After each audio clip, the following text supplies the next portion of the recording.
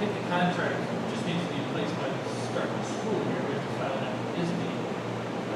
Preferred and request, when I was talking to them, they said they needed to have something. When I asked them how soon they needed, they said ASAP. So Helior, sent a letter, and after I put this information, I updated it here. Otherwise, I signed a letter to the senior Helior so we can be involved in some of these environments. But I can certainly talk with them, get this proposal, and like I said, they can talk to this meeting and deadline to have a contract, and it needs to be filed before we start the school year. School district special sessions. Thank you, sir. Could you give us, Chair, I just wanted to get some more commentary from my family discussing because I asked him how much better that it doesn't taste in the lunch on the case. One of my daughters, a sixth grader, says it's way better and that it feels like it was made with love and determination. The eighth grader said, I think it tastes a lot better than the lunches we usually get. It feels like a luxury meal I would eat in a restaurant. They cooked it with love, I would say. And I think that is, for them to be able to describe it and both of them to say love, it's cooked with love. I think that is something that we have to think about. Food, when we're cooking food for family, that's the way that we show our love. And when you think about a school setting, same deal. We're showing our love through our food to you. So I just wanted to share that with the board so that you would get a student perspective. thank you, Dr. McCray. Madam Chair, can I say one last thing? And Mr. Rickett, this is no reflection on yourself. We know the diligence that you do in seeking out these vendors and responding to their bids. But that's the nature of the game, and that's one of the trickeries in the game that they do to say that I need a decision right away because we need to prepare. And I've been around the block a few times when it comes to these contracts, and that's the game we do. You got to jump on it right away. It's the used car salesman thing. You're going to miss this deal, and we're not going to play the used car salesman with our kids. And again, there's no reflection on you. There's a reflection on how that game and that world is played. Thank you, Mr. White. Are there any further comments or questions? So, Ms. Howard? Yes. Ms. McCray? yes. Next item on the agenda. That was it, though. Next time is other. There's nothing under other. Can I get a motion to adjourn finance committee? Thank you. Time now is 7:09 p.m. on Monday, July 25th, 2022. I call the session to order. And Secretary roll call.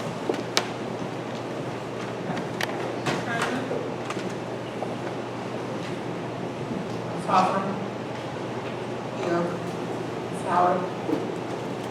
Here. Ms. Jordan? Here. Ms. McCray? Here. Mr. White? Present. Ms. Posey? Yeah. 1 minute step, take some steps on pledge. All right, so we use my pledge. That too. To the flag of the United States of America and to the republic for which it stands, one nation, under God, indivisible, with liberty and justice for all.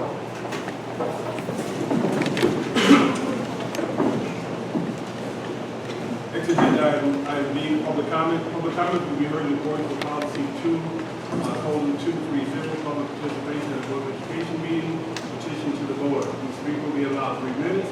Your comments are about matters involving students or personnel.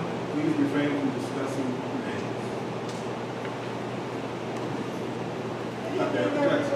Dr. Johnson, Director of Instructional Services and Grants. Tonight, I'd like to share something that we are overly excited about in our district. This is not our first year doing it, but I did want to share it with the board and community at large. We call these field trips in a box. They were inspired when we were in the pandemic, and we knew that we couldn't take field trips with the students. And that is a very important part of our programming here, to be able to expose students to off-site experiences. So a field trip in a box is basically parents can sign up to receive a field trip box.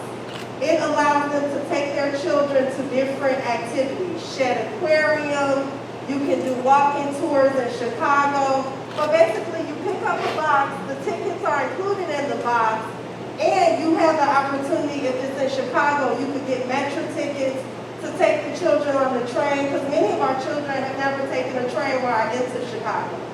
There's also activities in the box that you can do at home. For example, animal Legos if you went to Shed Aquarium, or this year we introduced Accelerate, which is right in Mokina. They offer STEM classes for groups, so a family could take their family to Accelerate and participate in a STEM-focused class at Accelerate, and I'm sure there's some go-kart or physics involved in that. This is our first year for Accelerate. So I didn't want to share the flyer with the board. It went out today to all families. It is first come, first served. So it's an Eventbrite link that families can sign up for, and they come and pick up the box and all of the tickets associated with the box from our esteemed site coordinators who are continuing their work at Barack Obama School. So I hope that if there are any parents in the audience or teachers, spread the word. I think that it's an exciting and fun activity that families can do with their families, and have fun and see things in Chicago that they might not otherwise experience. Thank you. Thank you, Dr. Johnson.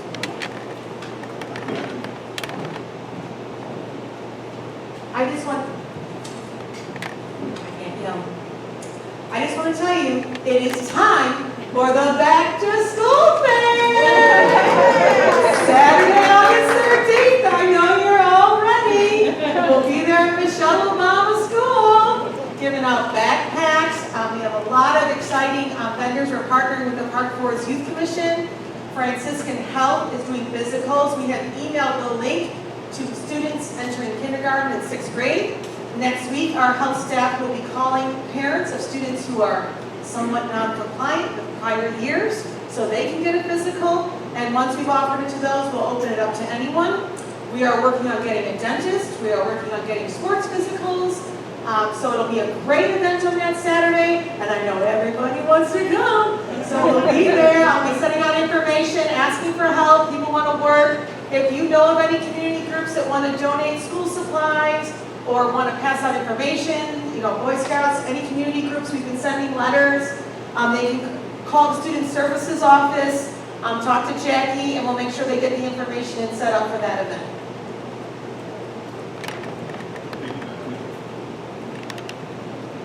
Anyone else?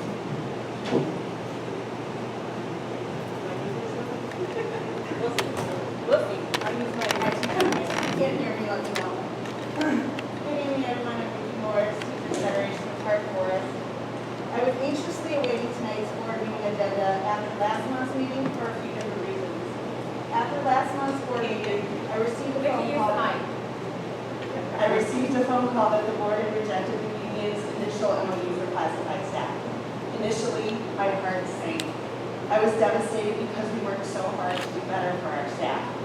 But that only lasted a moment because I was quickly told that the board decided that the $15 an hour was not enough and wanted to increase it to $17.50 an hour.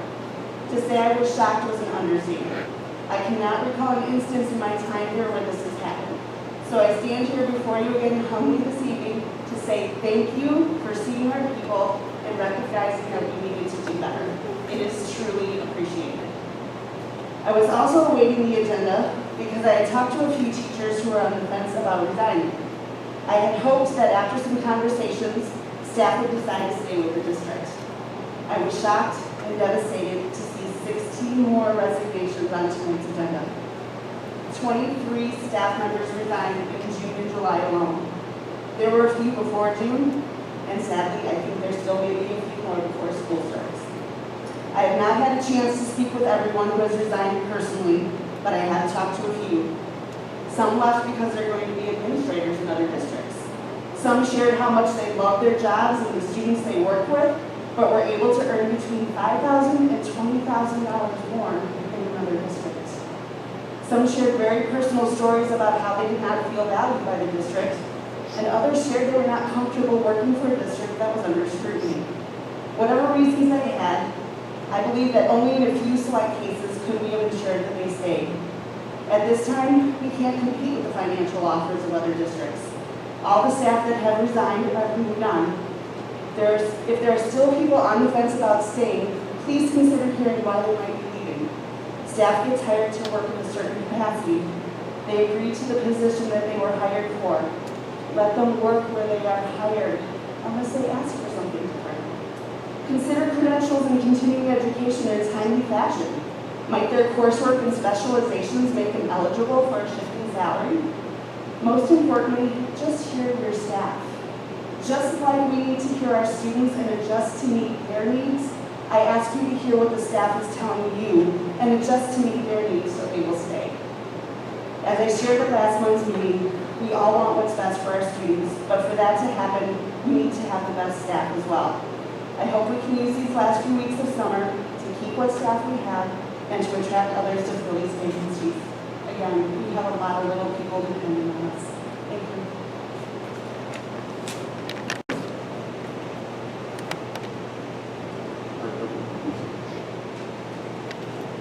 I wanted to say,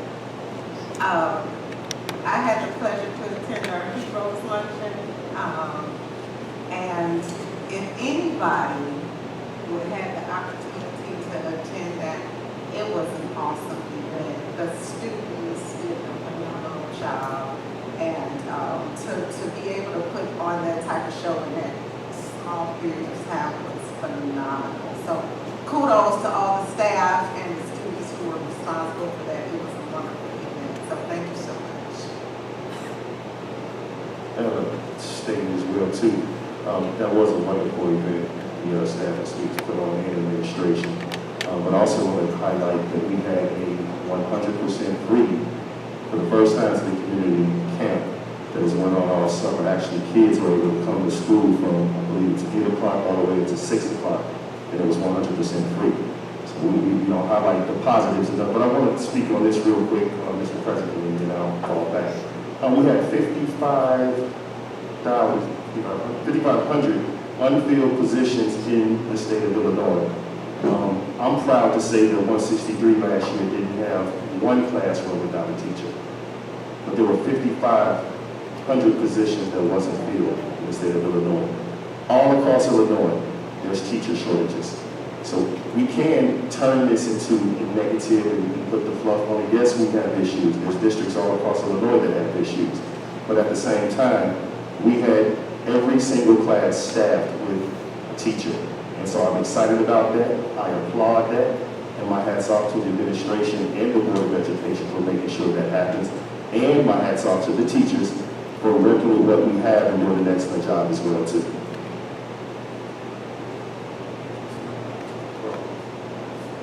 Anyone else?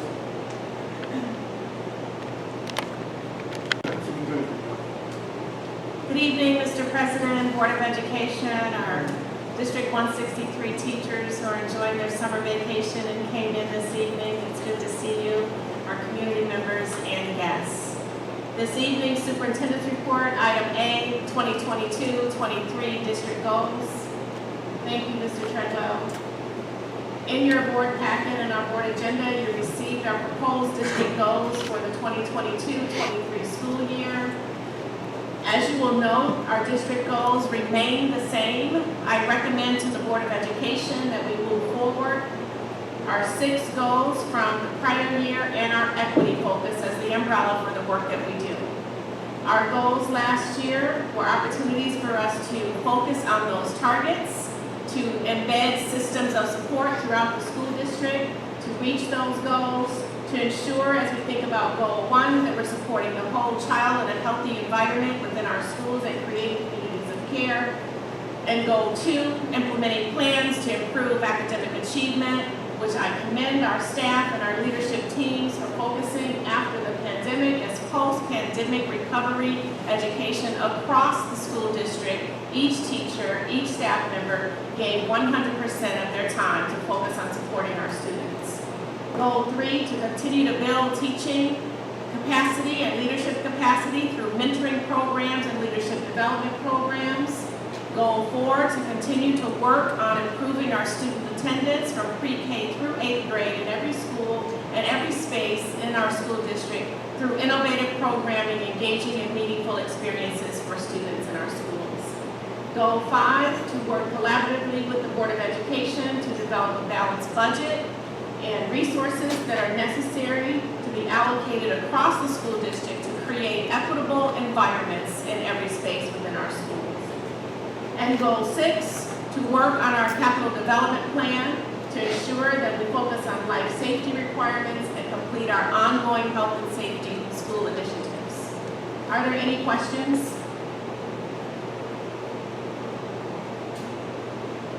As I think about our goals, one of our goals when we think of Goal 1 is to really enhance our collaboration with our parental community, with our systems throughout the district, our parent stakeholders that engage with us. And so this year, as we think about Goal 1, I know that the Board of Education has already adopted our calendar for the 2022-23 school year. But if I'm thinking of helping our community know that we are listening to them and increasing our communication, I would like to share with you some of the things that have been discussed with me regarding our school calendar and make some recommendations for change. The district has charged me as the superintendent to collaborate with parents throughout the community. One of the areas of challenge that we focused this year was our graduation ceremony. Many of our parents expressed concern about the lateness of the time, the decreased number of tickets, the small space, not being able to plan and go out and have fun after graduation with their families. So I would like to support the goal of collaboration by recommending to the board that we consider an alternate graduation time or date or both. Families want to enjoy their evenings, they want to enjoy the celebrations. So there is a recommendation that the board revisit the calendar that I'll bring forward at our August meeting and consider graduation time being noted earlier to 4 p.m. instead of 7 p.m. in the evening. Or some of the things shared with me by parents is how about a weekend? So that we're not in school all day and children are trying to get ready for graduation and get all the things they need done, and then we're rushing the day and they're not enjoying the moment, considering a Sunday at 4 p.m. Are there any questions from the Board of Education or any thoughts regarding the recommendations? I think that's an excellent idea. I had a graduate this year and everything was closed after graduation. And it was really challenging trying to find somewhere to celebrate. So I think that's a good idea. Thank you, Ms. Hawthorne. I think it's a great idea as well, considering the student here, my daughter, she's going to be graduating next year. So I think that is a great idea. Thank you. Are there any other thoughts or questions regarding the Thursday evening earlier at 4 or a weekend graduation date? I think that earlier is fine. I would prefer Thursday over Sunday because if I were an 8th grader and I had to go to school on Friday when I couldn't get out on Thursday, I would want to get out. Thank you, Mrs. McGray. I think it would be a good idea to poll the 8th grade parents to see what they think. Because you only have 2 of your children that are 8th graders this year. But I would like to know what other 8th grade parents think, and before we decide on a date to choose. The times are great, either day is great, but I want to go with whatever works best for the most amount of 8th grade parents. Thank you, Dr. Dupay. I will certainly send a survey out to get the thoughts of our 8th grade families as we are considering our decisions. questions? I had a question regarding the district goals.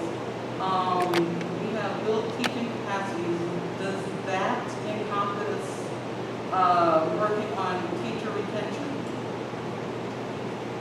That goal particularly, if you can pull that up, Mr. Treadwell, the goal for building teaching capacity is not focused on teacher retention in the language, but in our actions it actually is. Because we believe that through the work that we do to provide professional learning experiences, to provide mentors for our teachers, to work with them to learn how to navigate the school environment and support their needs in the classroom, that it absolutely does focus directly on retaining teachers through a healthy school climate and a climate where they feel they're positively supported. In addition, last school year, and Ms. Morris, you may want to comment on this, in our previous school year, we collaborated with the union and provided some virtual coaching for our teachers. And so again, it helped build some relationships and provide systems of support for our teachers as well. And so when you look at Goal 3, even though it's not written in the language, it is absolutely supporting teacher retention. Because I think that we should include as one of our district goals, teacher retention. I recognize what Mr. White said about how last year we had, we did a pretty decent job of staffing, but we can't rest on what happened in the past because today on our consent agenda we have about 15 to 16 resignations, and being able to have a fully staffed school, well, multiple schools, is something that is very important, especially since prior to the pandemic, we were in a teacher shortage. The pandemic made the teacher shortage worse, and many other districts across the nation. I don't know if everybody reads news like I do, but I'm reading about what's going on in other school districts, and some of them are experiencing the same issue with teacher retention, and one of their goals is to work on improving their teacher retention rates. I think that's something we need to do as well. Thank you, Dr. Dupay, for your input. Certainly provide a draft to the Board of Education proposed goals in our August meeting with additional language focused on teacher retention. Question, I definitely agree with Dr. Dupay as well. We have a job fair coming up, correct? Yes, we do. It is on Wednesday evening, 2 to 6 p.m. at Michelle Obama School. Another thing I've seen, just to kind of add to my previous comment, a lot of districts are doing sign-on bonuses. It's something that's just present you've never heard of in education, that they're doing sign-on bonuses across the board. And so that's possibly a reason as well. A lot of teachers are leaving to go sign on places as well too. Thank you, Dr. Dupay, for highlighting. Thank you, Dr. Dupay and Mr. White, for your comments as we plan for a successful 2022-2023 school year. Item B on the superintendent's report, health and safety plans. Dr. Naki will begin by sharing our plans for ensuring that we have healthy environments in the upcoming school year.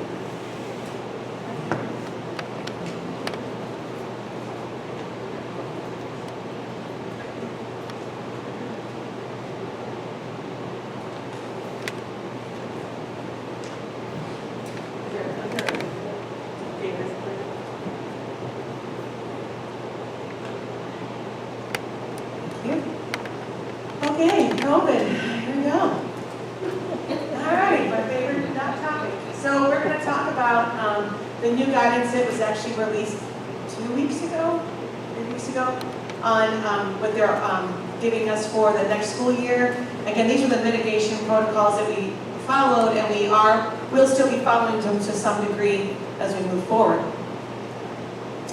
So in the new guidance, again, it's still testing people that have symptoms regardless of vaccination status, testing people who are close contacts, testing people during an outbreak, screening of staff and students like our weekly testing, and weekly testing of not fully vaccinated staff is still required. The executive order has been extended without a deadline, so if extended for the next school year. I know you can't see it, but that's the link to the new guidance that was released about 2 weeks ago. July 5th. Thank you. So now, instead of cases and all those other charts, we're learning a new chart. We are now doing monitoring of community levels. And so that's a combination of positive cases, hospitalizations, and ICU bed availability. And so we are currently, let me explain this part. So there's low, medium, and high. And when we're back at high, we should be wearing masks indoors at all times. There are 2 different sites for Cook County. There's the CDC, which is Cook County inclusive of the city of Chicago, and there's the Cook County Department of Public Health, which is suburban Cook County. So Cook County, including Chicago, is currently at high. Cook County suburban is currently at yellow. So we had some discussion. During last year and the year before, we tended to follow Cook County suburban versus the entire city of Chicago with us. We are the furthest south suburban Cook County. We actually border Will County across 3 blocks down. So we have followed normally in the prior year, the Cook County suburban data, if that makes any sense. So currently on that website, it is posted at medium, and part of that is because we, unlike the city of Chicago, we have more hospital beds currently available in suburban Cook County. And again, there's the link. The data is updated Monday through Friday, and they said sometimes it might update on Monday. Over the weekend, it might take a day or 2. So the plan would be is that we would monitor the Cook County website. It would be assigned to one of the health coordinators. We have a great health team now. It's more than just Brenda and I, so it's a great team. So one of them would be responsible for monitoring that website, because you think it's something easy, but it is a lot when you have to monitor 12 different websites at a time. Messaging would be sent out prior to Monday if there's a change in the status for the county. And we would always ensure that there are masks available, as we have a plethora in the warehouse. The district website will now be maintained by one of the district health coordinators. Again, I'm learning to delegate so that somebody can keep up on it faster than I can. Our strategies for everyday operation will be to stay up to date with routine vaccines, promoting vaccination clinics. Again, in our back to school fair, they will be offering walk-in COVID vaccines. That will not require an appointment. We want to implement policies that encourage students and staff to stay home when they are sick. Using the ventilation systems appropriately. The new window units and the systems we have across the district, when used, are amazing at reducing particles in the air. Reinforcing proper hand hygiene and using the proper disinfection procedures. Again, this is from the July 5th guidance. So the new guidance no longer has mandates or requirements, they have recommendations. So the new recommendations are, when we are at green, we just allow people to wear masks if they so choose. However, if you are, as we'll go on the next slide, if you are under quarantine or other things, it's a different rule. At medium, they recommend that people who are immunocompromised should be wearing a mask. And again, those that are under quarantine obviously have to wear masks. And when we're at the high level, we should all mask indoors. That's the recommendation. Again, it's a board decision. Everything is recommended now by the state. Another thing we're doing this year to clean up, and because a lot of people have boosters and new parts of their vaccination, is we are going to use the Smart Health Card that is given by the Illinois Department of Public Health and the Indiana Department of Public Health, though I think they call it a different name. And this portal allows you to sign up, and it gives you your up-to-date vaccination status on this handy little form. It's a piece of paper that can then be stored in, that can be turned into the health office and stored in my office. The cards then, as soon as you get your vaccine updated, you just go online and you can send the PDF to the health coordinator and your file is updated. We did try storing it digitally, and that is a challenge. So we prefer to do it the old school paper way for this upcoming school year. and there will be a memo sent to the staff in August with dates where you can get assistance on managing the vaccination portals. Dr. Johnson and I have tried the various state ones, because we live in different states, to make sure that they're easy to work. The nice thing too is you can find out when you had your last tetanus shot and other vaccinations on there also. We're also recommending continuing with the masking for those that are symptomatic, those who are under quarantine for 10 days, and those that choose to wear a mask. Obviously, the weekly testing for non-vaccinated staff is actually the one thing that's not optional.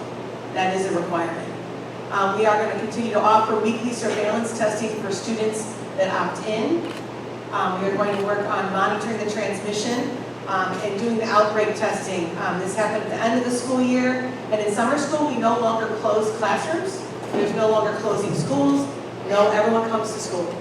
So we do what's called outbreak testing. We had a little challenge in summer school with some classes. If there's 3 or more students in the same class, or 10% of a grade level at the junior high because they mix up too much, we then have what's called outbreak testing, and everyone tests every other day until we have 10 days of no positive tests. The one challenge will only be for that is how long we are given the supplies from the state. Again, here's the outbreak. 3 or more cases in a classroom or 10% of a grade level. Nothing will be closed anymore. Families are notified of an outbreak and the options for testing, because of course we still need parent permission to test. Testing will occur every other day, like I said, and masking is recommended for students and staff in that outbreak cluster. Again, like I said, the recommendation is staff and students wear a mask, cover your nose when in facilities if they're symptomatic or under quarantine protocols. So the new quarantine protocol is you're quarantined for 5 days if you're positive, 5 days if you're a close contact and unvaccinated. You are allowed to come back after 5 days if you are symptom-free, but you have to wear a mask through day 10. That is the tricky part about the quarantine protocols. Visitors to all schools will be required to wear a mask if they are symptomatic or under quarantine protocols. It's an honor system. Universal masking when the community level is high. Masks and personal protective equipment will be provided, and regular procedures reviews with all staff and students on wearing the mask, the hand washing, the health coordinators coming around to talk to classes if you are worried about the kids knowing how to stay safe. Again, we will be working through the COVID dashboard this year. We will do the weekly PCR testing of unvaccinated staff. We will do the opt-in testing, and any staff can come to opt-in testing. Rapid testing of students and staff that are symptomatic. Monitoring the data. We will still be contact tracing. We will have to exclude those students and staff that have COVID.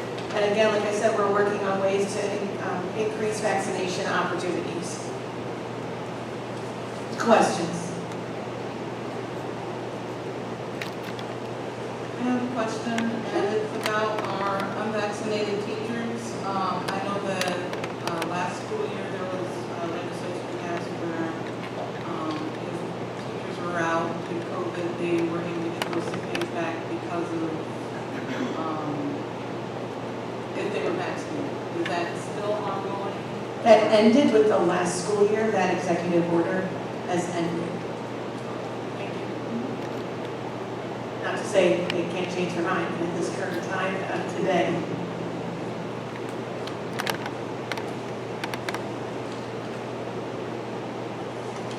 Thank you, Dr. Mackey. Action item this evening for your support, the recommended policy and procedure that we move forward with masking for those who choose to mask, masking individuals who are in quarantine or isolation and out of the schools, or when there is high community levels of transmission.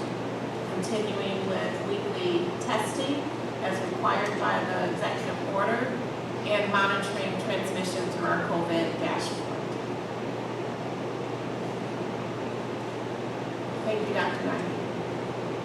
Mr. Ricker will share our, yes, or the two of you can do it. We have planned on a team effort. Okay, a team effort. These candidates. Our safety plan. We have been charged with additional responsibilities as it concerns student safety.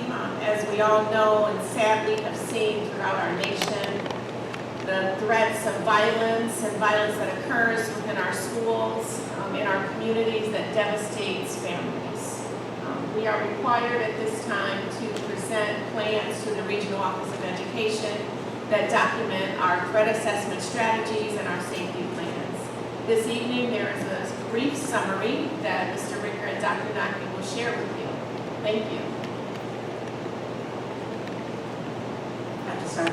So, Public Act 102-0791, this amends the School Safety Drill Act. It requires, prior to the start of the school year, that the school board must file a threat assessment procedure along with a list identifying the members of the school district's threat assessment team with local law enforcement and the Regional Office of Education. Our meeting will be Thursday, August 11th at 10 a.m. And committee members have been invited.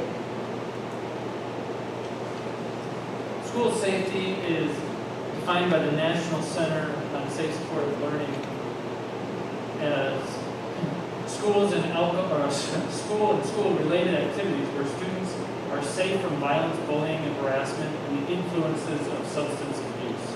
And I'll apologize now, this is going to be a lot of reading on the slides. I hate that, but I apologize. Unfortunately, reading the slides. This is not the most updated slide here, I noticed, but the committee that we are putting together here consists of the superintendent, the business manager, the assistant superintendent of student services, board of education member, the village of Park Forest police chief, the city of Chicago Heights police chief, the IT director, our facilities manager, our union leader, a building principal, a school social worker, a school psychologist, and a school counselor. The purpose of the plan is to really pay attention and focus on a safe school environment, safe entry points, and prompt response to danger. So on all the webinars, these are the three things that were strongly stressed that must be evident in all of our plans. The focus of the safety committee is committed to providing and maintaining a safe learning environment, as mentioned, free from violence, intimidation, and fear for students and staff. The primary goal of District 163 is to protect all individuals in every school on a daily basis. And a safe school provides a welcoming environment that maximizes the student's ability to learn and grow. So what's important every day? This is what we will talk about in the meeting as we go through our plan, but what's important every day? One of the ones that we really felt was that all staff administration, teachers, assistants, visitors display a lanyard with their identification. We had some conversations during summer school. There was days where people in the building and not everyone recognized who was there. So it's really important that everyone wears a lanyard so we know who you are. And visitors do wear a different colored lanyard so you know right away that they're not staff in the building. Color-coded lanyards for substitutes and visitors, which we currently do use that system, but ensuring it's implemented. Students enter and exit at designated entrances. Door monitors at arrival and dismissal. Visitor check-in at the main office, and they must provide identification, and it's run through the Raptor system. Student IDs at the junior high at the beginning of the year. Exterior doors closed and locked throughout the day, and documentation of parent pickup during the school day. This is not a full inclusive list, this was just the beginning. Some systems of support in the school district. Recently, the school district updated all security cameras in all buildings. Actually, the last building is being finished right now. As Dr. Naki mentioned, each school is equipped with a system called Raptor Visitor Management. This will alert if somebody is on the sex offender database, and you can actually customize it also. If I came in previously and I was that right parent and I was yelling at the secretary, they could create a little note and flag me so the next time I come in, it'll say the secretary, this person might be irate or he's been confrontational with that, so you can customize it also. Every staff member has a key card to gain entrance in certain doors in each school. The school district is equipped with Blue Point Alert, which works similar to a fire alarm. It's a blue pole station. In the event of an active threat, pull that and it immediately notifies surrounding police departments. Every school, of course, has fire alarms. We recently installed smart sensors called halo sensors, and these can detect anything from cigarettes or vape smoke or vape, whatever you call that, to code words. There could be, I could be a victim of bullying, and we say code word is red, and if I'm in the bathroom being bullied, I can say red, and that sensor will pick it up and it'll alert certain individuals. Every school does school safety drills on fire, tornadoes, bus evacuations, or active threat drill that is done within the first 90 days of every school year. Every school maintains visitor logs of who's coming into each school on a daily basis. Every room has an evacuation map posted. The district designed several years ago different lockdown levels and protocols for each of the various levels. We have a newly revamped crisis management plan, and finally, professional learning proposal. So our action plan has to contain a variety of steps, but these are some of the things that we've already know that we will be adding to it or are already current. Our safety protocols communicated to staff and students within the first 2 weeks of school. The annual staff training on the active threat, which we do in October. The safety response system connected to local law enforcement. We monthly test the Blue Point system to ensure that it would work when it needs to. Safety drills. We have the MyPal app, which students began using, I think, towards the end of the year, where they can report incidents to the discipline and social work team. Consistent monitoring of the school environment. Each school will have a school safety brochure, and again, monitoring of the new security camera system. This is a shared responsibility to keep all students and staff in the building safe, and a shared responsibility between the students, teachers, and parents. Any questions? Thank you, Dr. Naki and Mr. Ricker. Before we take questions, I'd like to highlight a few important points. Mr. Treadwell, can you please go back a few slides to the lanyard? Thank you. Dr. Naki was speaking regarding the lanyards for our staff in our buildings and mentioned during the summer school program there will be staff in the building and we may not know who they are. So what that means is if you have a substitute come in or if you have a guest teacher that arrives and is walking down a hallway or if we newly hired employee that we don't recognize by facial recognition who has not been on our campus, it's important for us to know and identify who individuals are. And so at the beginning of the school year, this will be a new practice. Some staff consistently wear lanyards, some do not.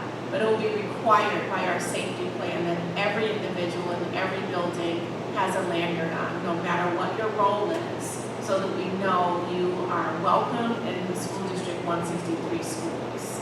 We will be providing lanyards, or you can wear your own. Some people like to buy their personalized fancy lanyards, but we will also be providing lanyards that have District 163 logo on the lanyard to our schools. Mr. Treadwell, if you could also move forward to the, right here, thank you. One of the things that Mr. Ricker shared is our professional learning.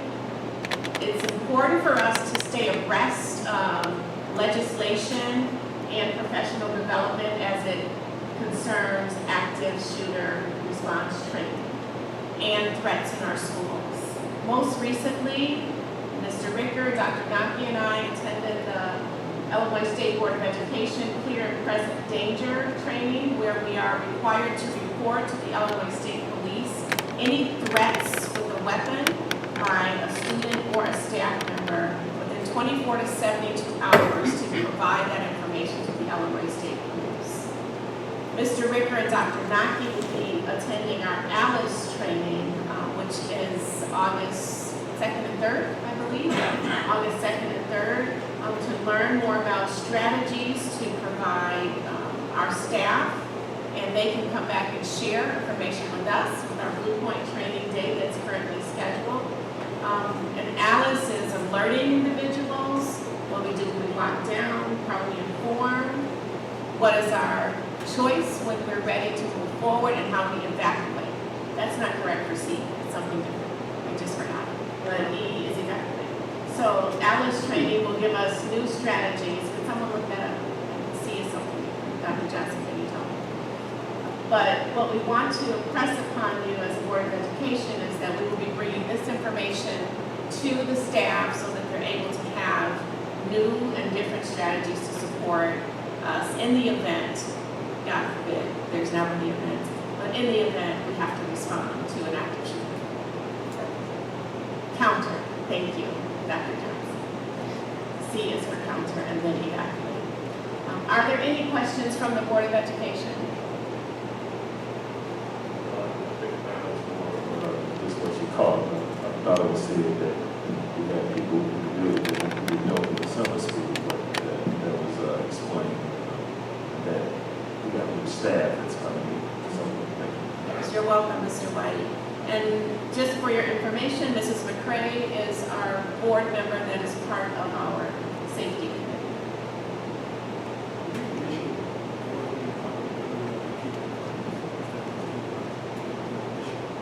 We sometimes at one of our schools share a space and have to have current reminders regarding doors being propped, but we are working on ensuring that that's enforced this school year. The door is not propped for those individuals. However, I believe all of our staff is very responsible when they enter buildings and make sure the doors close behind them and we are not propping doors. It's a shared space with the village park force, right? No, that is not the space I was referring to. Mr. White. We do share a space at Algonquin School with our daycare providers. And so sometimes when individuals are there late or arriving early, then the doors are propped. We have worked with them to communicate that is not acceptable.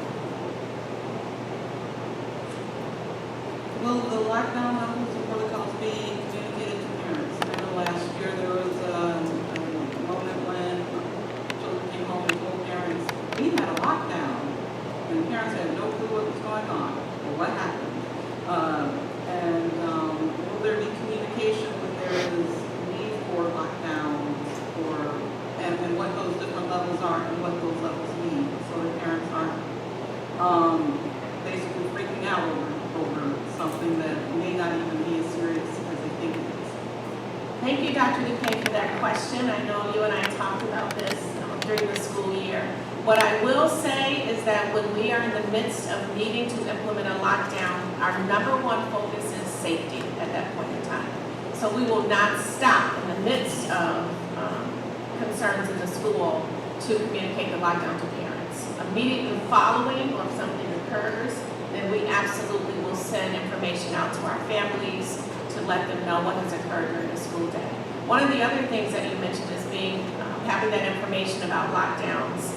I believe it will be important for us to share that at the beginning of the year, what lockdown means, what the level is. I believe sometimes there's a misunderstanding. We're on lockdown and maybe it wasn't really a lockdown. Maybe we stopped moving those students in that classroom. So clear communication at the onset of the year so parents know what to expect, I believe is important. And then following any activity, we also will send home information to families.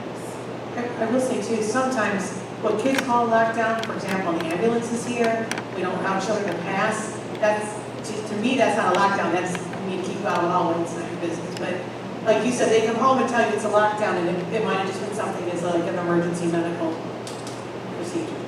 Yeah, and I didn't mean that during the lockdown, everyone called the parents. I meant that they would be notified about it after the fact, so that when their kids come home, say, oh, we had a lockdown. Okay, we already are aware of that. We're not freaking out and thinking the district is not telling us what's going on within the schools. That's what I meant by asking if the parents will be notified when there is one, so that rumors don't get started and parents aren't thinking worse that something more can happen in school. My other question was about the MyPal app. I know that launched, I believe it was the first quarter school that I started seeing around. Do we have any data on how effective that is? Because when it was finally active and we were able to look at it, and again, this was about September me, it just looks like a glorified Google form that is submitted and emailed to someone.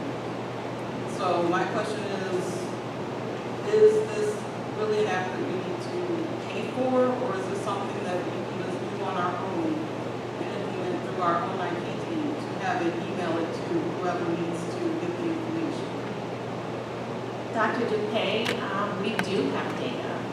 Dr. Naki probably has more detailed data and spreadsheets and all of that information regarding how many students have used the system. But I will say a life was saved. I know that in April, was it around that time, there was a student who wanted to commit suicide. And her friend knew about it and reported it on my gal. I'm worried about my friend. She wants to kill herself. And so we were able to respond to that individual and help that child. So for me, the data is saving a life.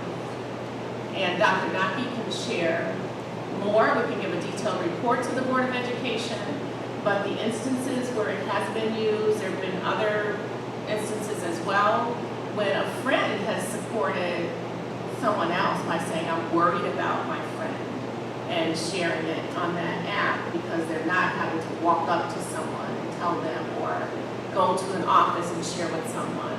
So saving one life is important data. Yes, but my question was that something that we have to pay someone else to do, or is that something that we can have our own in-house IT team work on to implement? It is not something our in-house team can implement. I just have a comment.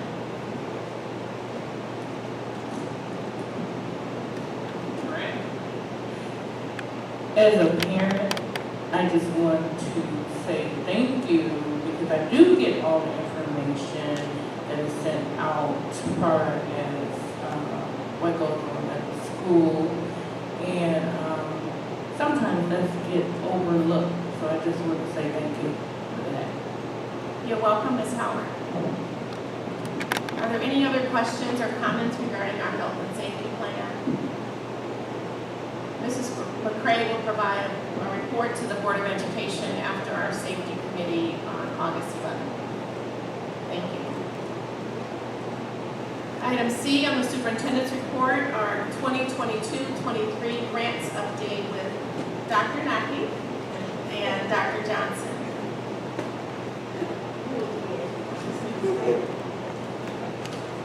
Good evening, everyone. Dr. Johnson, Director of Instructional Services and Grants.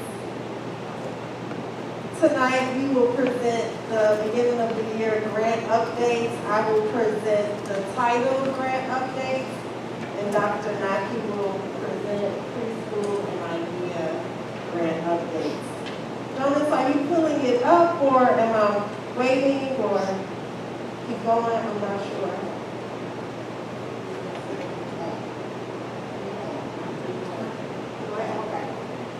So our title grants come in 3 buckets. Our largest bucket focuses mainly on instructional programs and resources. That is our Title I bucket. We receive an allocation of $870,745 to start our school year. The majority of that bucket is pays for salaries. Most salaries are our retired reading and math intervention teachers. We have instructional assistants, media technology assistants, part-time teachers, science consultants, and our parent engagement manager. We also pay for curriculum and online programs. It supports our STEM, STEAM, and innovative lab resources, social emotional programs, family and community engagement resources, professional development, and school improvement plan. So that's our largest Title I bucket. The next bucket is our Title II bucket. The allocation for the start of the year is $99,338. This bucket of money pays for teacher retention and professional development. It pays for our teacher evaluation system, professional learning, community meeting, stipends, professional development, and our new teacher mentoring program. Our smallest bucket of Title I funds is our Title IV, and that bucket of money pays for well-rounded school resources, health and safety resources for our schools, and technology for our schools. So those are the 3 title buckets that we receive for the school year. We're grateful for those resources, and we're grateful for all the supports that students receive as a result of it. Dr. Naki? Okay. So for student services, we have the Early Childhood Preschool for All, our largest preschool grant, which is $736,530, which pays for 5 teachers, 6 assistants, materials and supplies, instructional leader, professional development, the door-to-door bus service, the parent coordinator, and parent workshops and supplies. Our next grant is the Early Childhood Preschool for All Expansion Grant, which is $386,942, which does put our preschool money at a little over $1 million. And this pays for 2 teachers, 3 assistants, materials, supplies, and parent educators. Professional development, door-to-door bus service, and mental health consultant services. The next grant is IDEA. So there's 2 IDEA grants. IDEA flow-through is grades K through 8. Our initial allocation is $407,985. We normally get a second, in October we get carryover and the final allocation, so then it usually goes a little bit over $500,000 in past years. This again pays for teacher assistants. The cost for belonging to speed, which is $54,000. Extended school year, materials and supplies. It pays for part of our home liaisons days, staffing coordinator stipend, child find stipends for outside of the school day, and itinerant services and materials for students that are homeschooled. IDEA Preschool, which is a very small grant, is only $23,589, and that pays for 1 teacher assistant and the speed membership. Materials and supplies only comes if we end up with more carryover or an additional funding from the state or feds.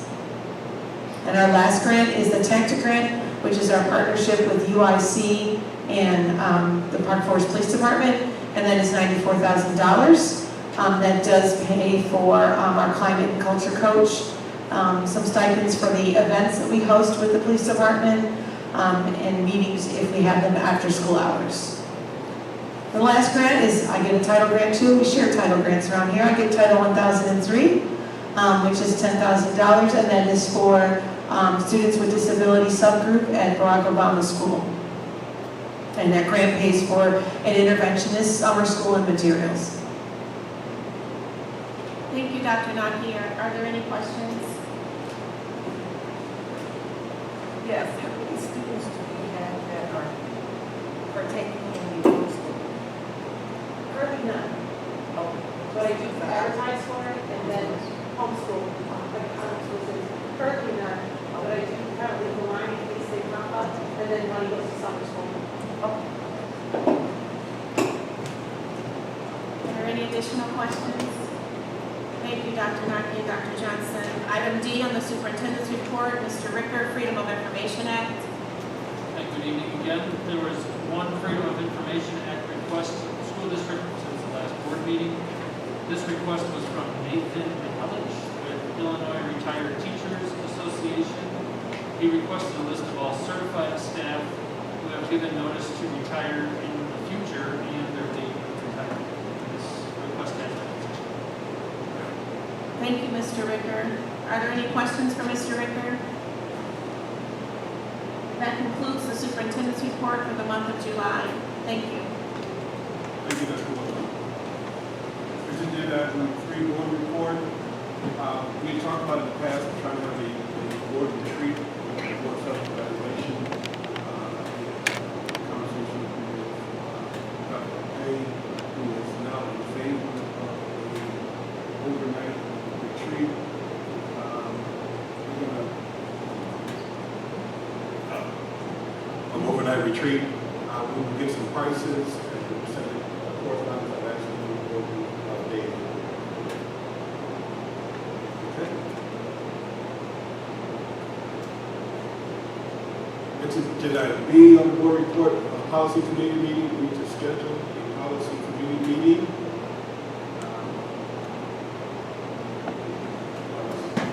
The month of August. We'd like to do it at our regular session at 3 p.m. that night.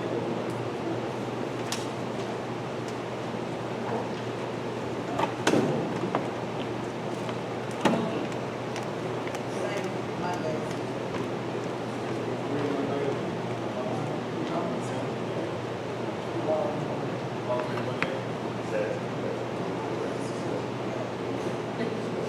August 22nd.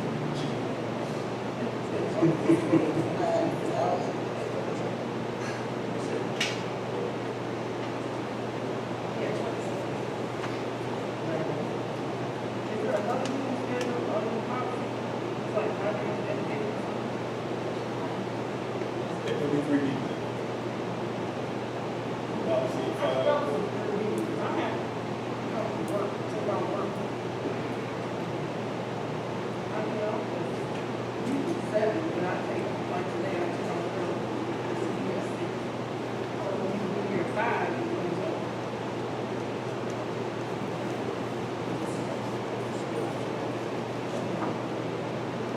Then we have to say, well, go back together for the day.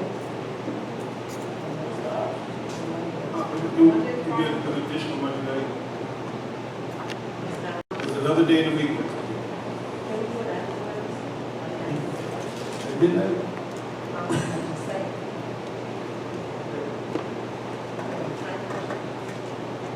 It's different. I'm not available.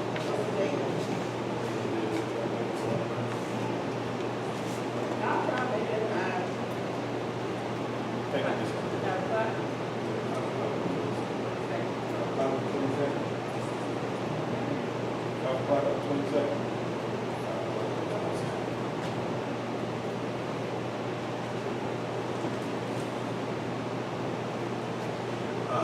Next agenda item, item C, committee appointments. We're going to skip that. The board members have decided that they want to keep their appointment, so it's not there. I'm sorry, can we go? I didn't hear. One of the board members was going to give up their committee assignment, and they had a change of heart.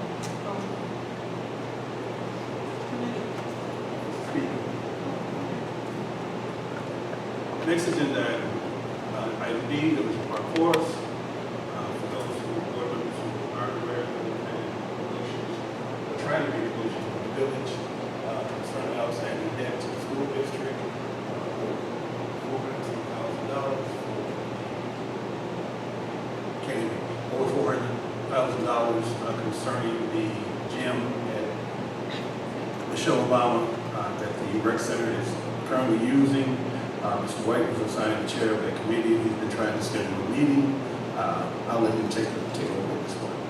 Yes, and Mr. Mosley, just going back real quick, I did speak with Dr. Dupay. I am willing to step down off that assignment, so she wants it, she stressed, she made the concern that she did want that assignment, so. Go back to it. Okay, but yeah, I do want to touch on this as well. Mr. Ricker, real quick, if you can for us, please, can you let us know how much the Village of Park Forest owes School District, Park Forest Chicago High School District 163? $411,885. I'm sorry, I didn't hear you. I'm really mic too good a second. $411,885. And this is something that's been standing for quite a while, correct? Yes. So I just want to take note of that. We got some wonderful journalists here that's in the building this evening, and the Village of Park Forest owes us $411,885.02 that has been taken from our children here in this district. And it is a shame because, again, I'm not highlighting this point, but it was an email that was sent out that was stating to district employees if they see anything strange on the agenda tonight, please come highlighting some things that they felt that looked a little, how can I put it, a little beneath board. But one thing I want to declare that's beneath board is that this has been lingering and going on for a while, and it's not been addressed. There's some more issues that I'm going to address later on when we get to that portion of the conversation tonight, which I believe our wonderful media is here for. But this situation, this board has neglected to act on, they have neglected to speak on, and especially during election seasons, they've decided to stay away from. Most of you know me in this room, including our media. I speak, I talk, and I'm going to continue to. And I'm going to do it from this rise that's unjust. And so when we're speaking out on or against certain things that we're saying that looks strange, it looks beneath board, that's one of the things that we've neglected to address because we're scared around election time. I don't fear election season. I don't fear if I'm not back on this board. I've known what I've done for this community and the work that I've put in my short time being here. And I'm going to speak out whenever it's hurting our students and our student body in this school district. And that's something that has to be addressed. We actually passed something that this previous board declared that they didn't want to take action on that. And so, again, 400, while we're talking dollar in amount in cents on other things that we have been passionately and very vocal about, that we've put out in the community, that we've put out on different media sites, or on lesser amounts, we're talking $411,885 that has been owed to this district for a very, very, very long time. And I've been speaking out about it, and I'm going to continue to speak out until this board acts and moves in the way that it's supposed to. We've sworn an oath to take care of the finances of this district, and that's one thing that we have dropped the ball on repeatedly. And it's not like it hasn't been talked about. The ball has been dropped because members of this board, and I'm not pointing the finger at anybody, I'll point the finger at myself as well, because I should have spoke up a couple of months ago dealing with a few issues, but members of this board has refused to act on for God knows whatever reason. So I'm asking this board again, as I've been appointed the liaisons to Park Forest, which I've repeatedly again, and I'm going to say this loud and clear, I've repeatedly asked the village of Park Forest to sit down and let's talk, and let's get this issue dealt with and do it in the best interest of both parties. They have refused to talk. They don't want to. So when I mention and start talking about possible lawsuits or possibly locking them out of our facilities that they don't pay for, that's when checks start hitting us. All of a sudden, the first check that we got after, stating this was what was that, Mr. Ricker? What was that check amount? The very first check after I spoke up and said they owe us money that they haven't paid for years.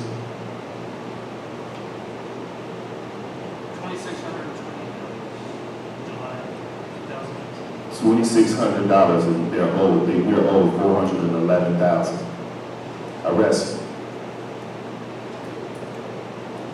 Thank you, Ms. White. Is there any comment from the other board members? I had a question. Have we gotten any other payments since that $2,600? Are they sending monthly payments?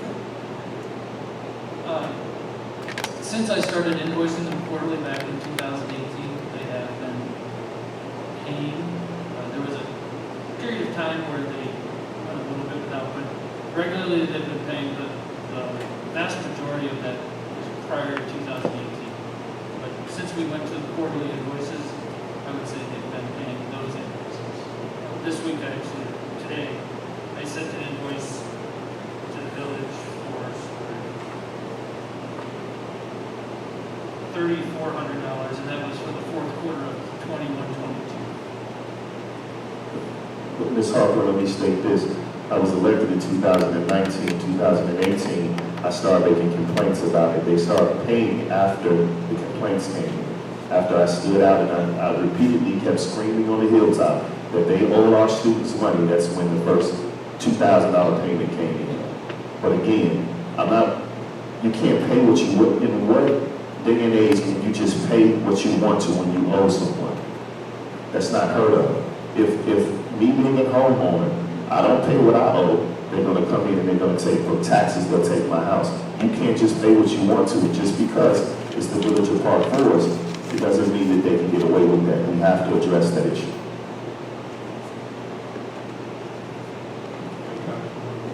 Yeah, I think we also have to remember that a couple of board meetings a few years ago, I believe, I asked Mr. Ricker if there were any records of invoices being sent to the Village Park Board so that they would pay. This dates back to, I believe, the 1950s. And whether or not there was any record of invoices being sent to them. I remember that we also wanted to do something diplomatic, sit down with the board, come to some sort of agreement with the rec center. That I think some of that was hampered because of the pandemic, where it was hard for us to get together, and basically would have to be an open meeting between their board and our board, so that we could get on the same page. So that has not happened yet. That is something that I completely welcome. I've always thought it was strange that the village's rec center is in the middle of a school.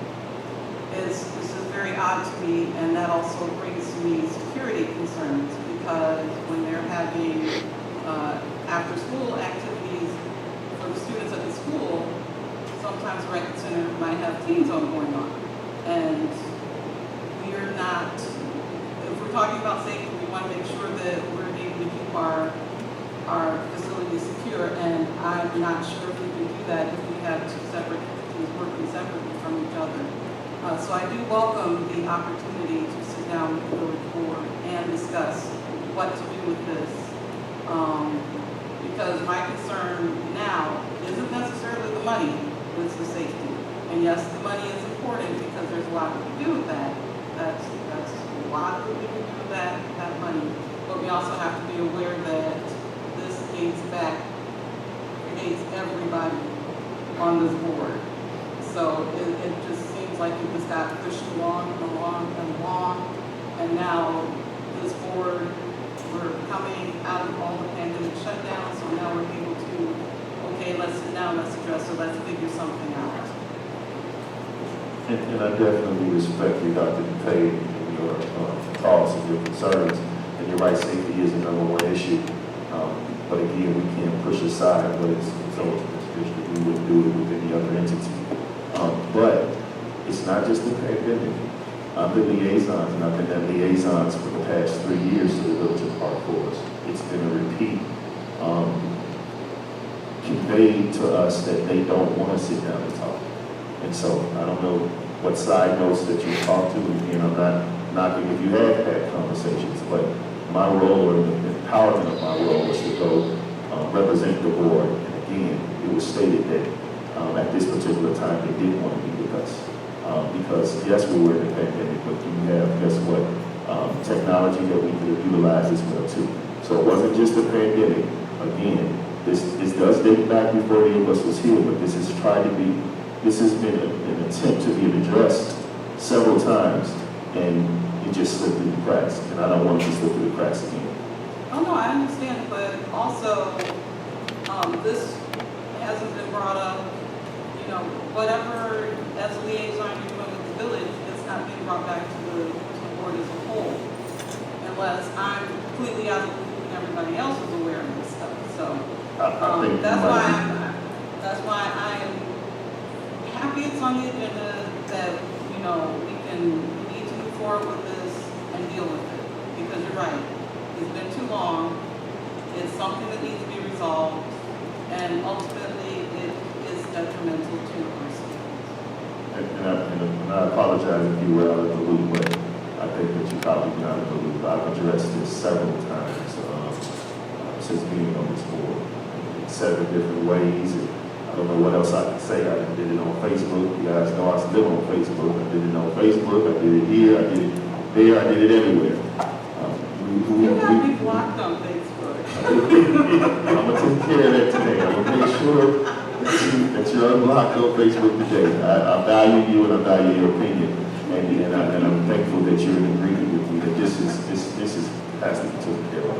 So Just to give you some history on this agreement, actually, during my previous tenure on the board, we noticed that there was agreement between the Village of Park Forest and Park Forest Chicago School District 163 that said we were basically co-owners of the gym and the lower level over in, at that time, the Westwood School for Michelle Obama. And in that agreement, the agreement was that each entity would share 50-50 in all repairs, renovations, everything went on. Well, in the entire history of the building, only the school district has paid for all of the repairs. One time we painted the locker rooms so our young men and women could have a nice, pretty locker room to dress in. For those who've been there long enough, you saw how bad it looked. And the village got upset and told us we had to tell them we were painting, and they wanted to select the paint for the room. So there's been a history going back, and the problem is that once we total up all that our district had paid into it, that's where this large number comes from. It goes back to the beginning of the existence, well, to the late 60s, I think we went back as far as, but even since then, the village has not been willing really to honestly sit down and work out an agreement on this here. We started when John Eisenberg was village president, and Ms. Delvin raised her hand, she said she remember. And so it's been a long, long time. And at this point in time, as Mr. White has made me aware of, that he's been trying to meet with village management, but they refuse to meet with us. And so we need to make sure that we kind of put some teeth to what we're talking about. So like, to make sure that we can get some progress on this. Like I said, on a $400,000 bid, $2,000, $3,000, not even 1%. I just want to say in the early 2000s, this is something before we could consider again.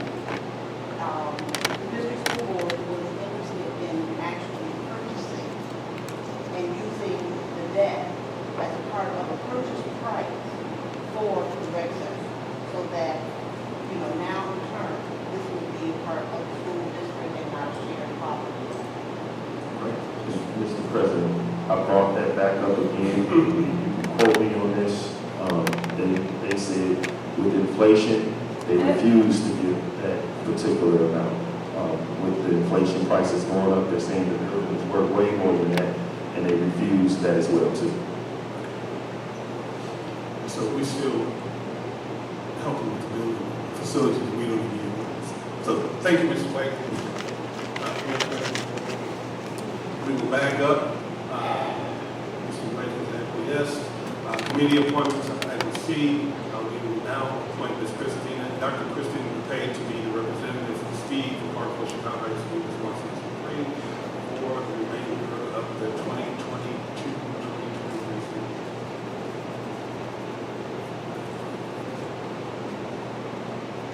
The last item on the board report is a special session for August 8th. I do apologize. I agreed to this date and time, and that is our institute. I don't know why I was thinking it's Thursday the 11th. I have no idea, but we'll have to get back and get with you again another day and time. We'll work it out. So I do apologize. I should have looked at my district calendar. Special session was, actually we want to go into a harmonious school year for 2022-2023 and just have candid discussions about, the needs of the teachers and the union and the needs of, what the school board and what to do, and just to have this open dialogue to, I think we kind of got off on a bad foot last year, and we want to work in harmony. We should be together, not against one another. It should not be an adversarial relationship on either side. That we should work together and do the best we can do for all of our students, staff, and our community. So that's what the conversation is going to be. And we decided that, with union leadership, we need to make sure we get all the board members, get all stakeholders, so the fact that we would be on the code. Okay, but we'll get back to it. I do apologize. Item number 4, approval of consent agenda. Can I get a motion to table the consent agenda after closed session? Second. It's moved and proper. Yeah. Move proper second. Question? Motion. To table the consent agenda after closed session. Dr. Mrs. McCray. And Ms. Jordan, which one? Okay, yeah. And the second came from Ms. Jordan? Ms. Howard did. Ms. Howard did. Madam Secretary, roll call. Ms. McCray? Yes. Ms. Howard? Yes. Dr. Dupay? Yes. Ms. Hawthorne? Yes. Ms. Jordan? Yes. Mr. White? Yes. Mr. Mosley? Yes, motion carries 7-0. Next agenda item, number 6, action item, motion to approve the 2022-2023 Health and Safety Plan. Be it hereby moved the Board of Education approve the 2022-2023 Health and Safety Plan as recommended by the Superintendent. Moved properly second. Question? Madam Secretary, roll call. Ms. Howard? Yes. Mr. White? Yes. Ms. Jordan? Yes. Ms. McCray? Yes. Dr. Dupay? Yes. Ms. Hawthorne? Yes. Mr. Mosley? Yes, motion carries 7-0. Next agenda item, motion to approve the 2022-2023 district grants. Be it hereby moved the Board of Education approve the 2022 and 2023 district grants as recommended by the Superintendent. Elementary and Secondary Education Act amended, Title 1, 2, and 4A. Early childhood preschool for all. Early childhood preschool for all expansions. Individual with Disability Education Act consolidated, and Title 1003 school improvement. Second. Move proper second. Question?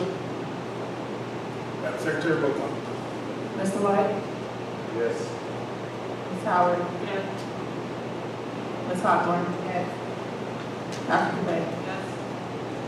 Ms. Jordan? Yes. Ms. McCray? Yes. Mr. Mosley? Yes, motion carries 7-0, excuse me. Next agenda item, motion C, approve part-time consultant agreements. Be it hereby moved the Board of Education approve the consultant agreements for the following staff members as recommended by the Superintendent. Maddie Blackwell, math teacher, Lolita Jenkins, reading interventions tutor, Bill Johnson, homeschool truancy liaison, Sue Corsick, Kokiak.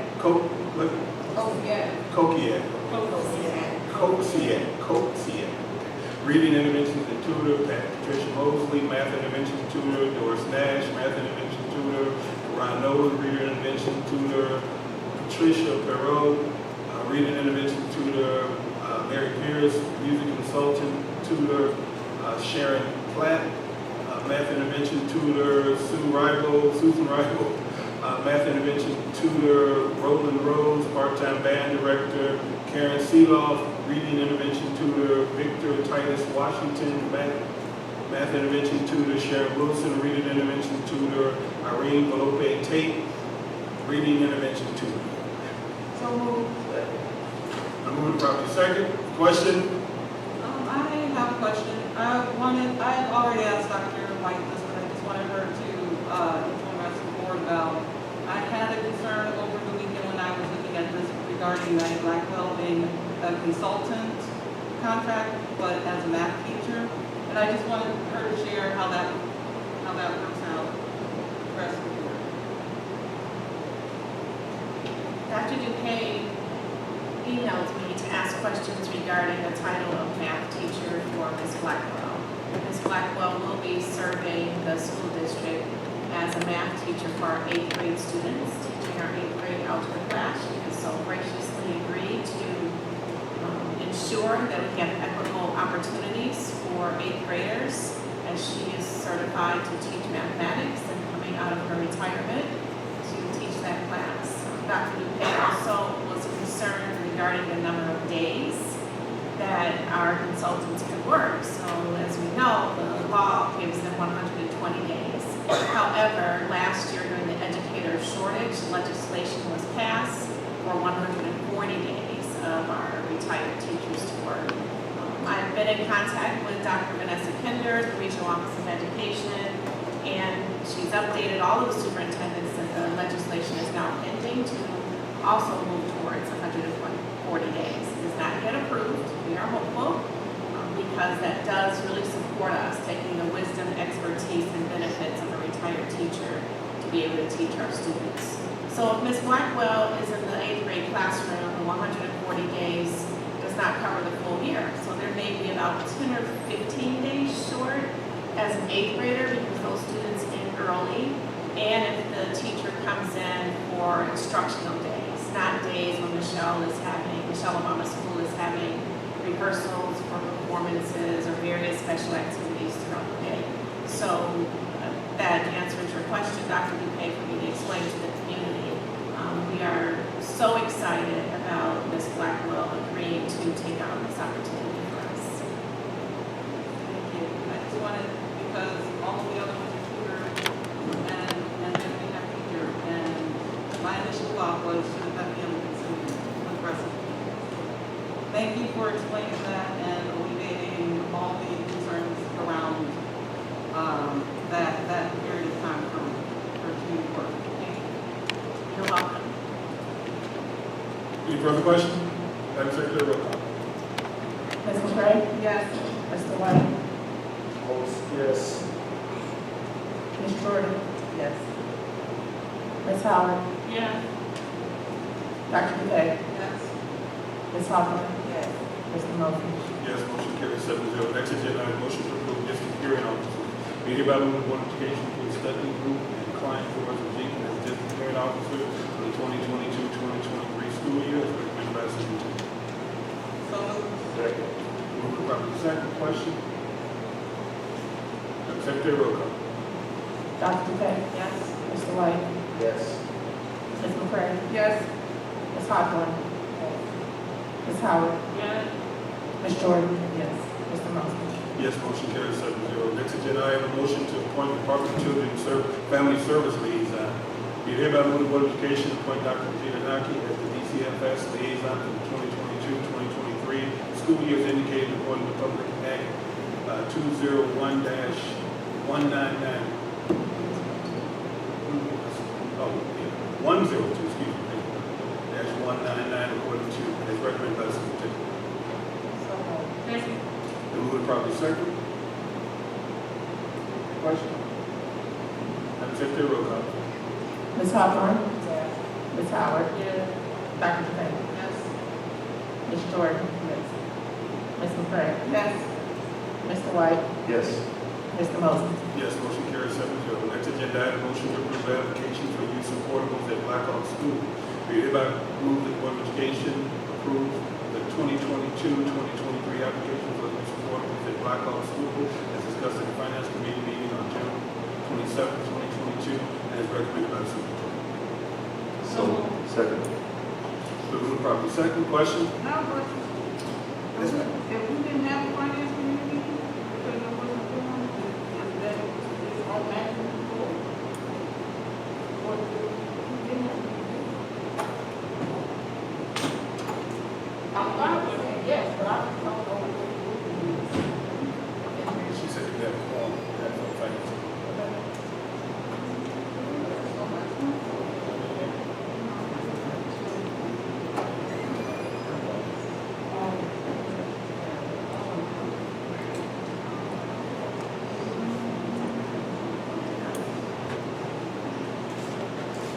I'm fine with it, I'm fine with voting. I just want to states on here that we had.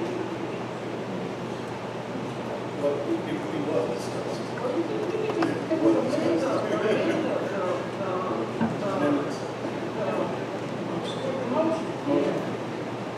Oh, yes. Just said, it was discussed. Oh, Yeah, it was discussed. oh, We just. oh, okay. No, that's fine, don't do it. I'm gonna do that. I'm fine, I didn't know. Yes, ma'am. I said, Madam Secretary. Ms. Howard? Yeah. Mr. White? Yes. Dr. Dupay? Yes, but I didn't get to ask a question. Yeah, I know. Oh, yeah, no, like, I mean, you responded to it, you said roll call.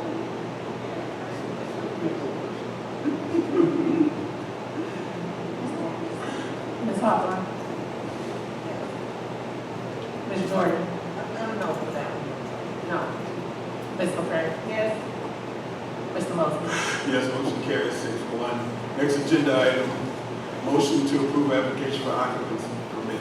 Be it hereby move the Board of Education approve the application for occupancy for the new district office entrance as discussed at the Finance Committee on July 25th, 2022, and is recommended by the Superintendent.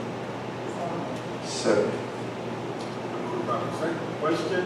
You have a question, I don't know if this is fitting for this, but if we're talking buildings, I recently had the privilege to visit the office of our Paul, what's his role, manager? Yes, sir. Okay. My board president said we're talking about entry level right now, so we'll fall back. Okay. I'll bring you up some other time. Yes, sir. That was your public Yes, sir. comment. Yes, sir. Any other questions concerning the entryway? Ms. Hawthorne? Yes. Mr. White? Yes. Ms. Jordan? Yes. Ms. Howard? Yes. Ms. McCray? Yes. Dr. Dupay? Yes. Mr. Mosley? Yes, motion carried. Second, thank you. Next agenda item H, motion to approve application for occupancy permit. Be it hereby moved the Board of Education approve the application for occupancy for the new roof coating at Michelle Obama School as discussed at the Finance Committee on July 25th, 2022, and is recommended by the Superintendent. So moved. Question? Madam Secretary. Second. Ms. Jordan? Mr. White? Yes. Ms. Jordan? Yes. Dr. Dupay? Yes. Ms. Howard? Yes. Ms. Hawthorne, I'm sorry. Ms. Howard? Yes. Ms. McCray? Yes. Mr. Mosley? Yes, motion carries 7-0. Next agenda item, motion to approve the National School Lunch Program contract renewal. We hereby move that the Board of Education approve the National School Lunch Program contract renewal with K-12 by EOR for the 2022-2023 school year. Per meal increase of 26% for breakfast, 32% for lunch, and 44% for snacks as discussed in the Finance Committee meeting on July 25th, 2022, and is recommended by the Superintendent. So moved. Second? No. Actually, I thought we was gonna come up with comments because I wanted to comment and shoot that down. Gotcha. So, Motion dies, like I said.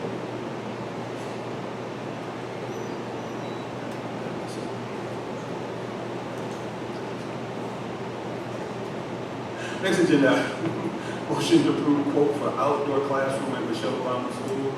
We hereby move the Board of Education approve the quote for outdoor classroom at Michelle Obama School for designated landscaping at the cost of $45,310.04 and discussed in the Finance Committee meeting on July 25th, 2022, and is recommended by the Superintendent. Second. Been moved and properly second. Question? Madam Secretary, roll call. Ms. Hawthorne? Yes. Dr. Dupay? Yes. Ms. Howard? Yes. Ms. Jordan? Ms. McCray? Yes. Mr. White? yes. Mr. Mosley? Yes, motion carries 7-0. Next agenda item, old business. Nothing listed, new business, nothing listed. Can I get a motion to go into closed session? So moved. Second. Moved and properly second. Please go into closed session. Secretary, roll call.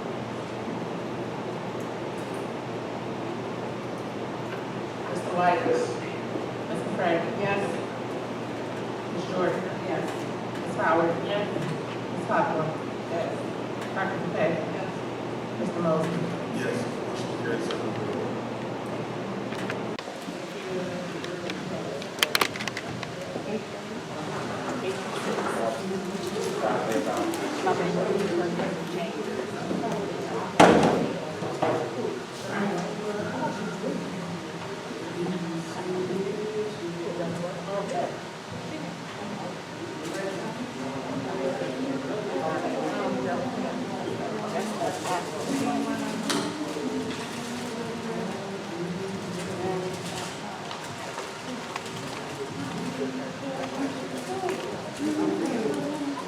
Thank you all for for your patience out there as well. To, I know it's hot and you're tired, but we appreciate your patience. Thanks for the snacks.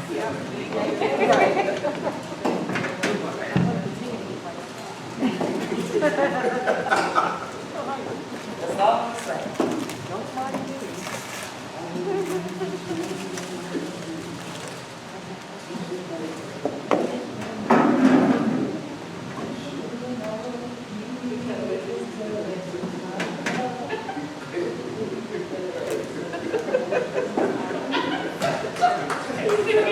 At a certain time of night, I think it's silly.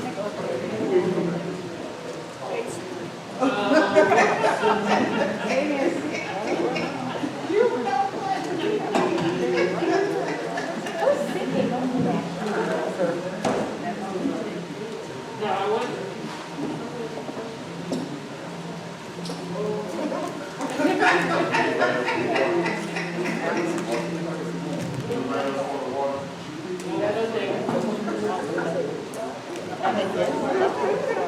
How's baby?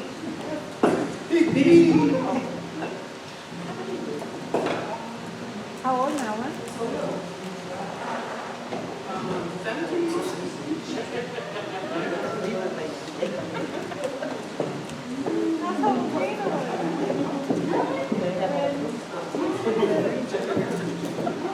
And I tell you,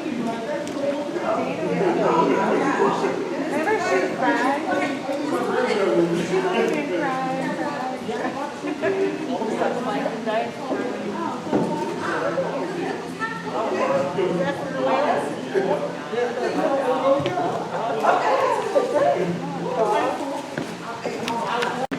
Open session.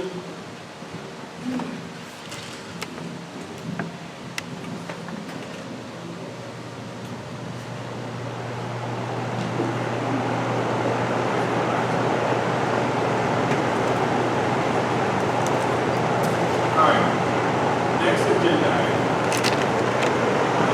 5.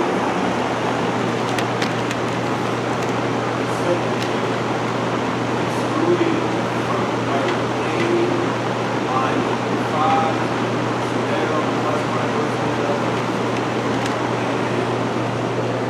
item B,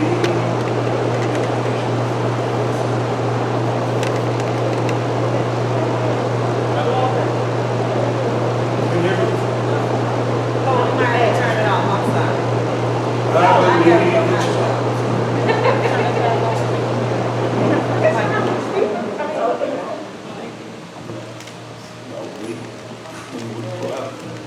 Okay, next agenda, item 5, approval of consent agenda excluding for the purpose of this vote. Item A, line 5 under classified personnel, and on item B, on accounts payable excluding the educational fund. Have the motion. Second. Move properly second. Question? Madam Secretary, roll call. Ms. McCray? Yes. Ms. Howard? Yes. Ms. Hawthorne? Yes. Dr. Buffet? Yes. Ms. Jordan? Yes. Mr. White? Yes. Mr. Mosley? Yes, motion carries 5-0. Next, item.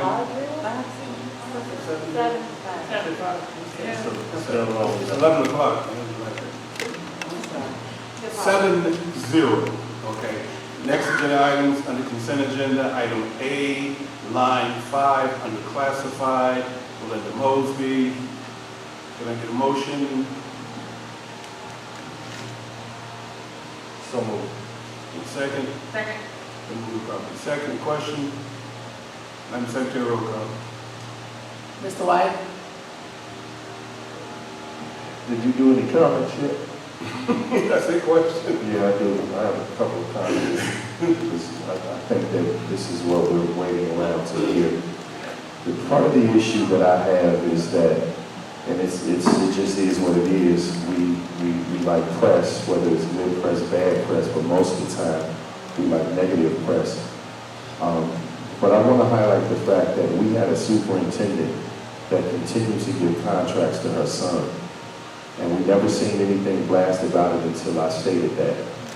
We had a board president that left this board and got a contract with the district. We never heard anything from the union. We never heard anybody stand up and say something against that, but I did. We had a previous board member that had multiple relatives living in the same house with her, very long time board member. And I'm saying this from my heart because the problem I have is we speak out and we speak up when we want to. But she had multiple people living in the same house with her that worked for this district. A granddaughter and a grandson and a daughter. Never said anything about it, never sent an email saying it was strange or something is fishy or something is underboard. We had another board member, the very night that she resigned from the board, she took a job with this district. And so I'm not implying that we don't do better or we create better practices, but the implication that I'm applying is this: to throw someone under the bus and to make them look bad for something that this board has practiced with doing for a long time, having relatives that's related to them that works for this district, and then just the ultimate, a superintendent. And again, I'm not knocking if a person holds their weight and this is something that they're employed to do, but have made millions off the back of this district, that from here on out, the rest of her generation and her bloodline life has changed. They're not going to know struggle. They're not going to know what it feels like to go hungry at night. That some people in this, kids in this district do, made millions, a mother and a son. So when we put it out, when we put information out, please quote me on that too. When we quote that in our papers and we quote that in our circulatory groups within the district, and we quote that to people in the community, quote that we never spoke out about a mother giving her son almost millions to this point now, that became very wealthy off the back of this district. So when I say that, my vote is yes, and it's because it's been practiced in this district, and not only has it been practiced in this district, it's not breaking any law or any of our policies.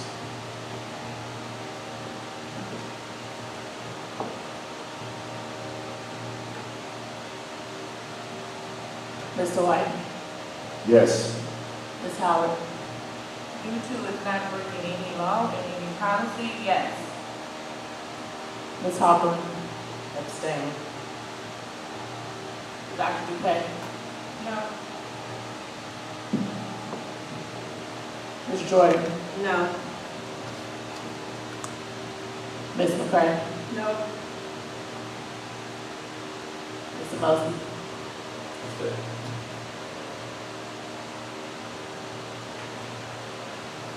I'm going to leave with this too. And I'm sorry, Mr. Mosby, that you have to be the one that goes through that. I know how it feels when you get put out, probably because of I put so much stuff out. But I don't shame the media for none of that. I embrace it because that's what they're supposed to be. They're supposed to write on things and issues and subjects.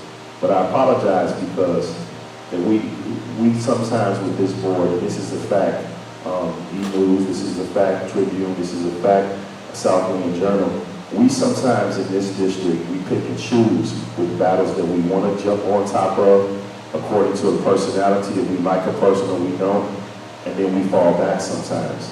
It is a shame that I have, for the life of me, don't understand how one man can win multiple contracts and bids in this district. For the life, I can't understand it. This is not open session. I can say what I want to say though. This is my time to say it. This is my time to say what I want to say. I'm not going to argue back and forth with you when you're the one that wanted to continue to give her a contract. And he just got another contract for $300 and something thousand. So you're absolutely right, but I still can state my point. It is a shame.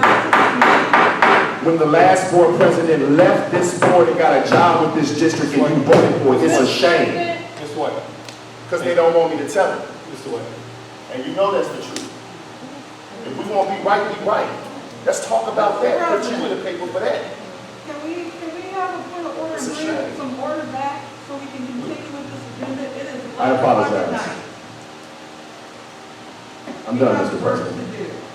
And this is not something that was on the backs of us, because we weren't on the board.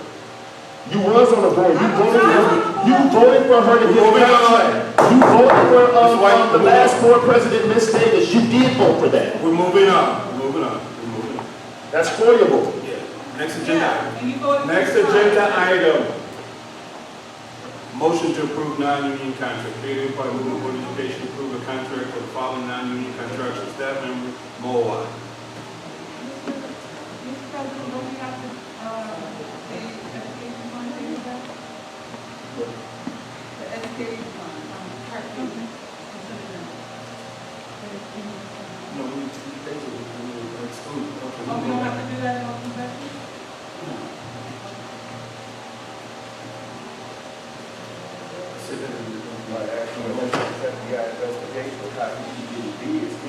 Mr. White, please. We have a motion on the floor. We have a motion on the floor. Oh, what's the non-union contract? Be hereby moved that the Board of Education approve the contract for the following non-union contractual staff member, Moawai. So moved. Second? Move proper. Second question.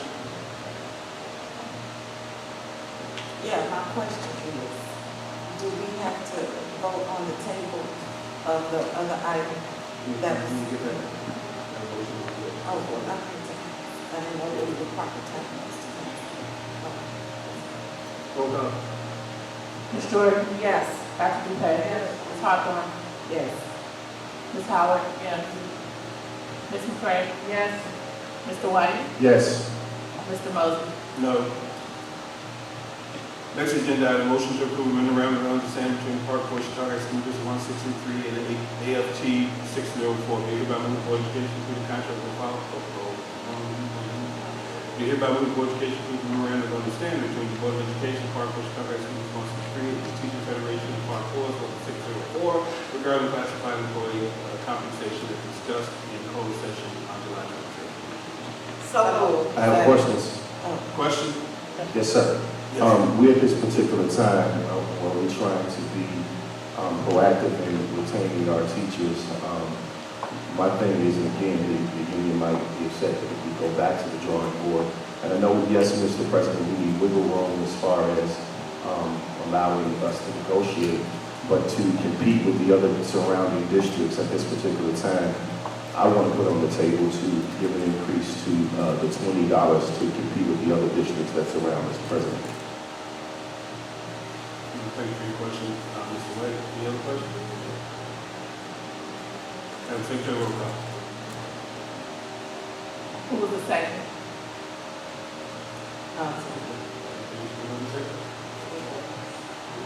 I think we said it at the same time. Ms. Jordan? Yes. Ms. Hawthorne? Yes. Dr. Dupay? Yes. Ms. Howard? Yes. Ms. McCray? Yes. Mr. White? Mine is no, so we can go back and negotiate. Mr. Mosley? This motion carries 6-1.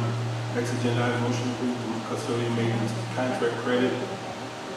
Be hereby moved Board of Education approve the custodian maintenance contract credit as discussed in the Finance Committee meeting on April 11, 2022. That's a month ago.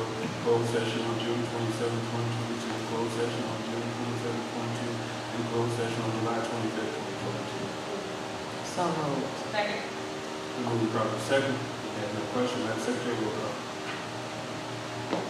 Ms. Hawthorne? No. You said no? No. Ms. Howard? Yes. Ms. Jordan? No.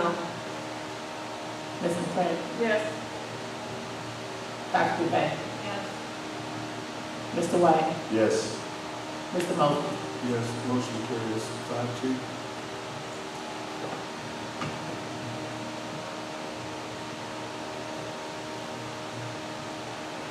One action item moving forward. Back to the consent agenda, item number 5, item B, accounts payable. The motion to approve the accounts payable.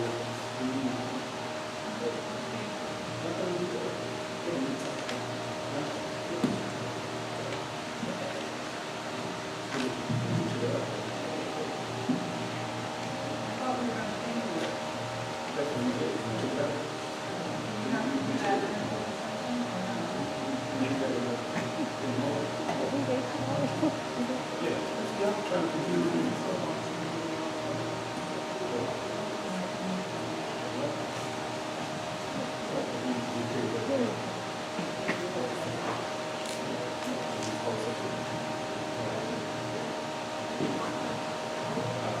Well, just in closing,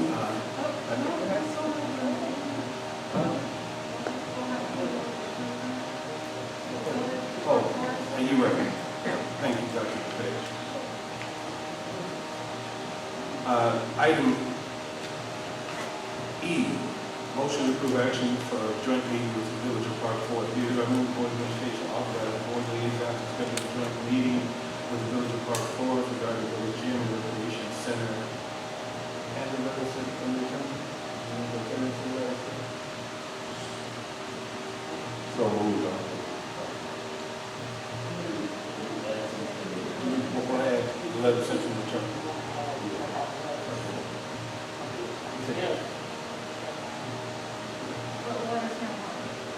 Request a meeting.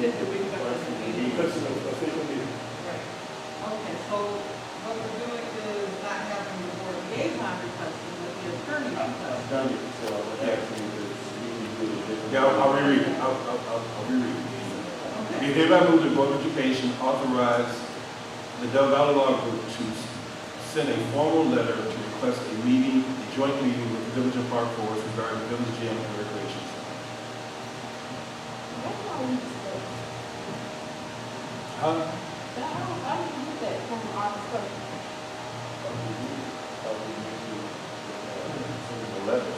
Sending a formal letter from the attorney. Not a letter to do anything, a letter to say we would like to do.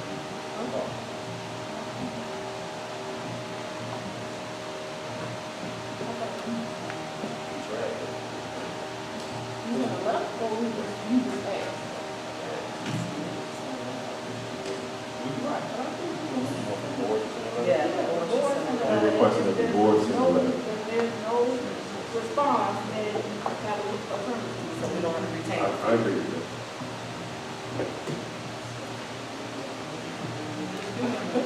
Be hereby moved that the Board of Education authorize the board to schedule, to send a letter to schedule a joint meeting with the Village of Park Forest regarding the Village Gym and Recreation Center.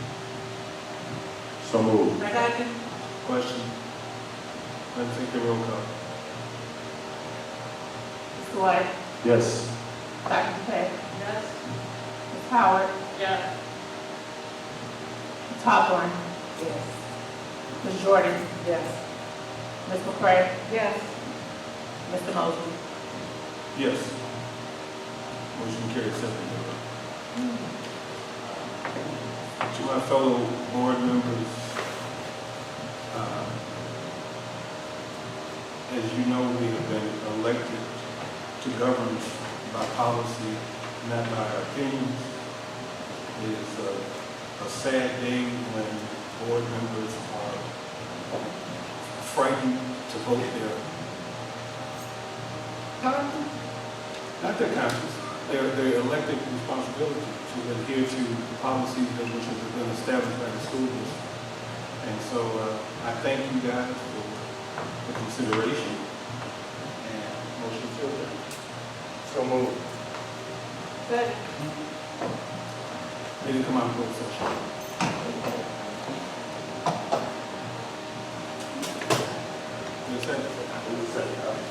Let's take the roll. Mr. White? Yes. Ms. McCray? Yes. Dr. Dupay? Yes. Ms. Hawthorne? Ms. Howard? Yes. Ms. Jordan? Yes. Mr. Mosley? Yes. Meeting adjourned.